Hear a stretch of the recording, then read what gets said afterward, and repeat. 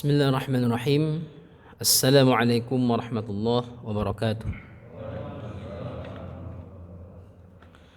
Alhamdulillahirabbil alamin wa bihi nasta'inu ala umuri dunya waddin. Wassalatu wassalamu ala asyrafil mursalin wa ala alihi wa ashabihi ajma'in. Amma ba'd. Raditu billahi rabba bil islami dina wa bi Muhammadin nabiyya wa rasula. Allahumma rabbana zidna ilma warzuqna fahma. Allahumma arinal haqqa haqqan warzuqna ittiba'ah wa arinal batila batilan warzuqna ijtinabah waj'alna mimman yastami'una alqawla fayattabi'una ahsanah wa adkhilna bi rahmatika fi ibadikas salihin. Bapak Ibu, rekan-rekan sekalian, jemaah salat subuh yang dirahmati Allah Subhanahu wa taala. Alhamdulillah kita bersyukur pada Allah di pagi hari ini.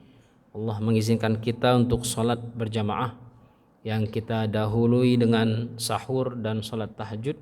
Semoga Allah Subhanahu wa taala menerima amal soleh yang kita kerjakan dan menjadikan amal soleh ini kelak sebagai pemberat timbangan kelak di akhirat, di hari tidak lagi bermanfaat anak ataupun harta kecuali mereka yang datang kepada Allah dengan hati yang selamat.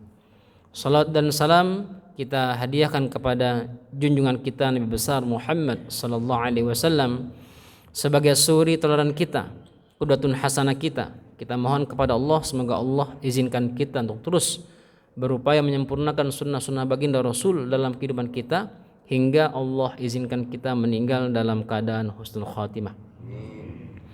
Bapak Ibu, rekan-rekan sekalian dirahmati Allah SWT, pada kesempatan ini insyaallah mungkin sampai 2 atau 3 pertemuan ke depan saya akan membahas satu tema yang penting dalam puasa yang saya coba mengkonsep dan mengolahnya di kepala saya tentang fikih sifat puasa. Kalau selama ini ada fikih puasa dan sebagainya, kalau ini saya mengambil tema fikih sifat puasa. Ada kurang lebih 4 sifat yang terkandung dalam puasa Ramadan yang kita lakukan ini. Di antaranya adalah yang pertama sifat menahan. Ya, fikih tentang sifat menahan dalam puasa.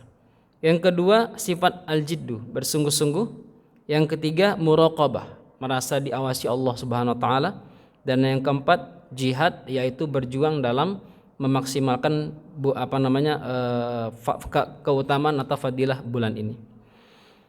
Dan pada kesempatan hari ini saya akan membahas tentang poin pertama, yaitu tentang sifat menahan dalam puasa.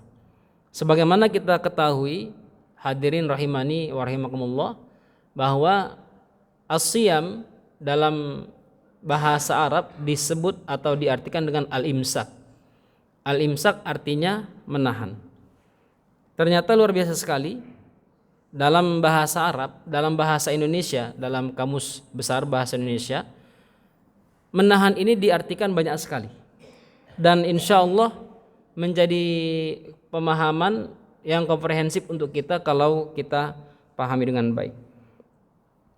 Makna menahan atau al-imsak dalam bahasa Indonesia yang pertama diartikan menghentikan. Sebagai contoh, dikatakan kami tidak dapat menahan kuda yang sedang berlari cepat itu. Artinya tidak bisa menghentikan. Yang kedua diartikan juga mencegah atau menanggulangi. Sebagai contoh, dikatakan dibuatkan tanggul untuk menahan banjir. Yang ketiga diartikan tidak membiarkannya lepas atau terus berlangsung. Seperti contoh, pemerintah berusaha menahan kenaikan harga. Artinya menopang atau menyangga agar jangan sampai terjadi. Yang kelima membiarkan tidak terjadi atau terwujud dan sebagainya.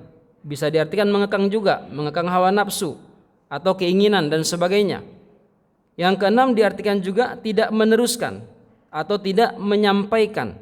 Sebagai contoh, kepala subbagian kepegawaian itu menahan kenaikan pangkat karyawan yang sering membolos. Ya, artinya dia tidak meneruskannya. Yang ketujuh tidak mengizinkan, baik tidak mengizinkan untuk pergi, berangkat dan sebagainya. Sebagai contoh, biarkan dia pergi. Jangan ibu menahannya lagi. Artinya jangan ibu tidak mengizinkannya lagi. Yang kedelapan, bisa diartikan mengurung atau memenjarakan untuk sementara waktu. Sebagai contoh, yang berwajib telah menahan beberapa orang yang diduga terlibat dalam perampokan itu. Artinya mengurung mereka di sel. Juga dapat diartikan yang kesembilan, tidak memberikan sesuatu, baik itu gaji dan sebagainya, kepada yang berhak. Contoh, bendaharawan pun tidak berhak menahan gaji pegawai tanpa sebab yang jelas, artinya tidak memberikan. Yang kesepuluh, bisa diartikan menyimpan untuk persediaan atau cadangan dan sebagainya. Contohnya, dia menahan sebagian dari panen itu untuk persediaan musim paceklik. Artinya bukan sekedar menahan tapi juga menyimpannya. Yang ke-11, bisa diartikan menderita atau menanggung. Sebagai contoh, tidak sanggup lagi menahan malu seberat itu. Artinya dia tidak kuat lagi, tidak sanggup lagi. Nah, ini 11 11 yang ke-11, yang ke-12 diartikan menguatkan diri supaya tahan. Contohnya menahan lapar dan haus. Nah, 12 makna dalam bahasa Indonesia ini dalam kata menahan setidaknya bisa menunjukkan kepada kita makna yang komprehensif. Sehingga makna menahan ini bukan sekedar menahan lapar dan dahaga yang kita pahami, tapi lebih dari itu. Kalau dalam fikih disebutkan bahwa puasa itu adalah menahan, artinya menahan segala sesuatu yang membatalkan puasa. Dari terbit matahari sampai terbenamnya matahari. Jadi tolak ukurnya, hadirin rahimakumullah, terbit dan tenggelam, bukan azan. Ya. Tolak ukurnya terbit dan tenggelam, bukan azan. Dan tolak ukurnya juga adalah terbit matahari dan tenggelamnya matahari, bukan jam. Karena bisa jadi, Allah alam bisawab, saya nggak tahu kapan waktunya, bisa jadi teknologi hilang, tidak ada teknologi, tidak ada jam sama sekali, dan kita akan kembali pada masa lalu untuk memastikan bahwasanya matahari terbit dan terbenam.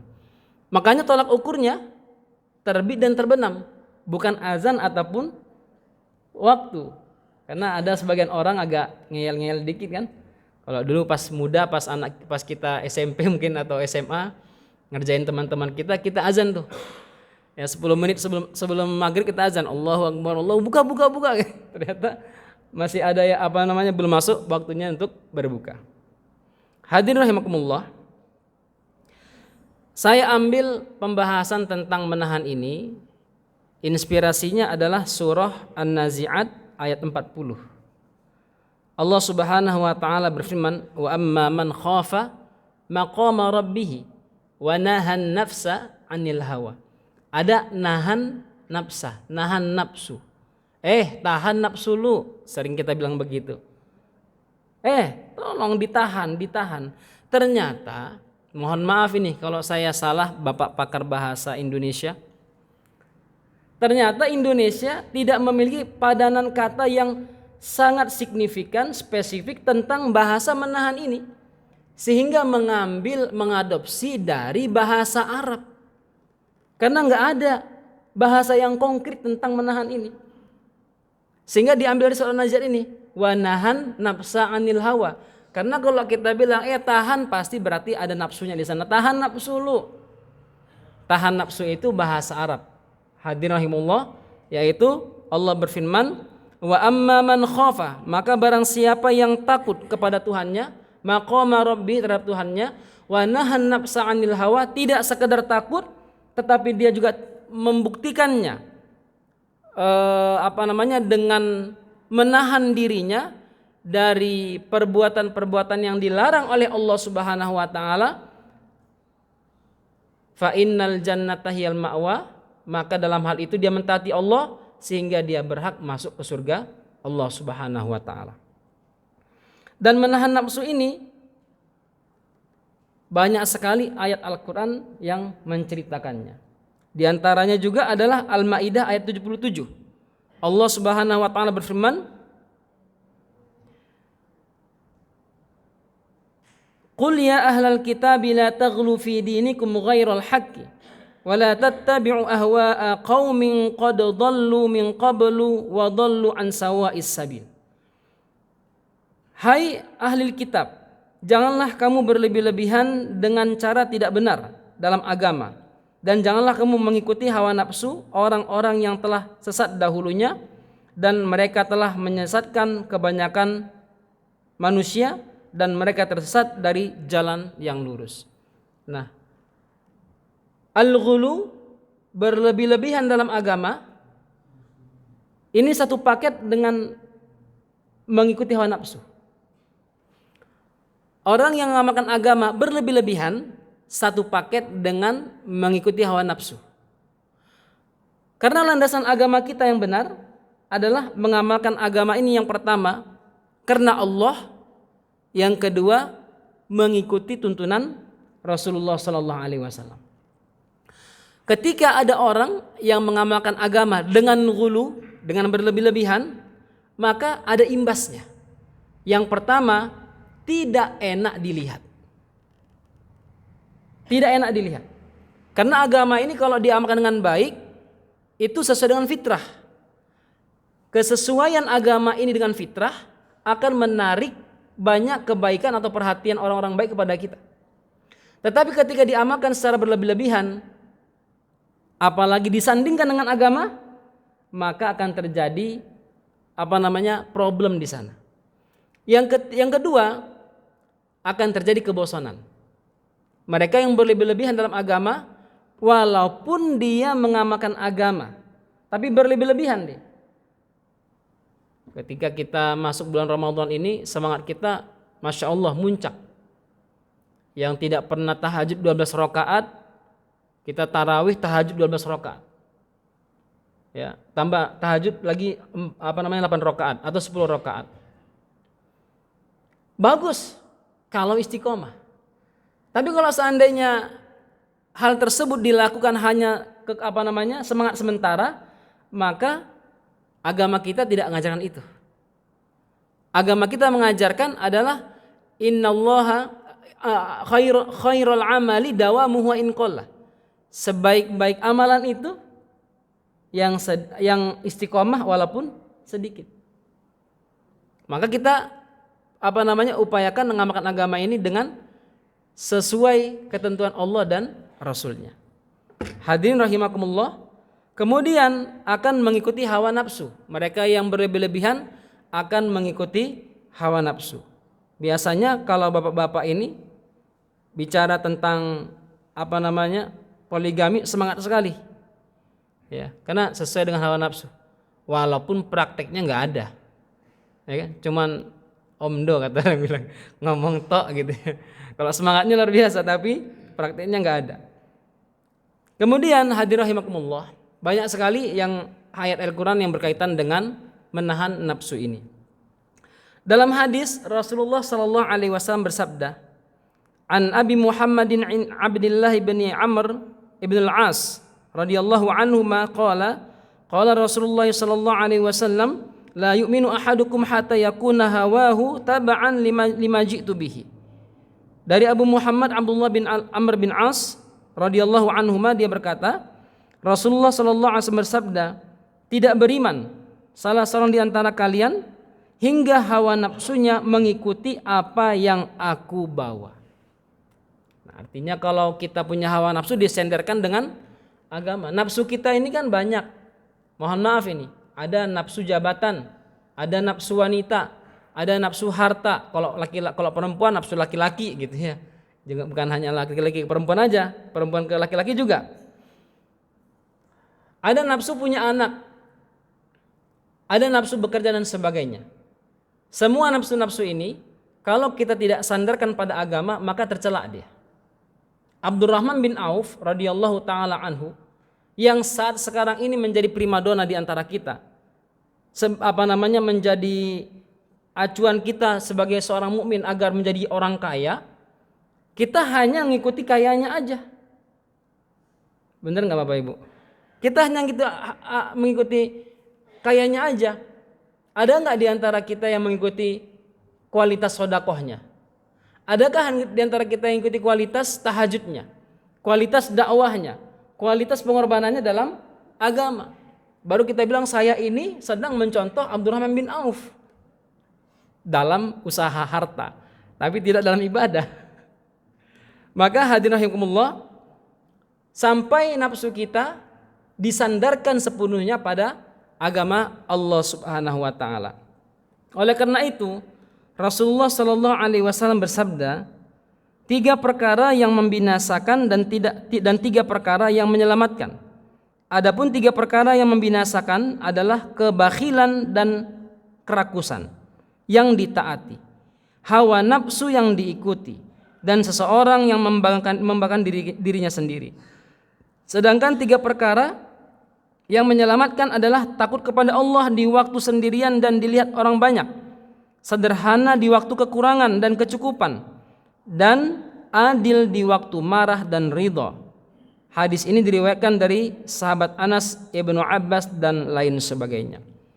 Hadirin rahimakumullah, adapun keutamaan menahan diri, karena kita tadi temanya menahan. Yang pertama adalah dicintai Allah dan Rasulnya. Karena tidak menahan diri sama artinya, saya ulangin, tidak menahan diri sama artinya melanggar perintah Allah dan Rasulnya. Karena jika tidak menahan berarti dia melampiaskan keinginan-keinginan yang ditahannya. Nah, ketika seorang menahan diri berarti dia sedang menahan nafsunya, dan sama dengan mengamalkan perintah Allah dan Rasulnya. Yang kedua, dicintai oleh manusia. Seseorang yang menahan diri dari perbuatan yang buruk, secara otomatis dia menciptakan hal-hal baik di sekitar lingkungannya. Minimal ia tidak melakukan keburukan. Yang ketiga, menjaga kualitas diri, baik secara emosional, spiritual, dan juga intelektual. Keberkahan demi keberkahan akan didapatkan, kesuksesan akan diraih bagi mereka yang menahan dirinya. Hadirin rahimakumullah, dan tema menahan ini bukan hanya menahan yang terlihat, ya, tetapi juga menahan yang tidak terlihat. Makanya pemahaman Islam tentang menahan ini komprehensif. Ada menahan secara zahiriyah, ada menahan secara batiniyah, dan efeknya juga Masya Allah luar biasa, bisa sampai pada perbaikan negara. Dan hadirin rahimakumullah, insya Allah akan kita bahas kembali pada pertemuan berikutnya mengenai menahan-menahan ini, dan kita akan sampaikan nanti beberapa contoh orang-orang hebat yang di mata manusia tidak ada apa-apanya di awal, tetapi setelah mereka tahu efek menahan, ternyata orang tersebut menjadi orang-orang besar yang bahkan dituliskan dalam Al-Qur'anul Karim. Semoga bermanfaat. Aqulu qauli hadza wa astaghfirul azim. Wassalamualaikum warahmatullahi wabarakatuh. Kita akhiri dengan alhamdulillah dan doa kepada majelis. Alhamdulillah. Subhanallah. Asyhadu an la ilaha illallah, astaghfiruka wa atubu ilaik.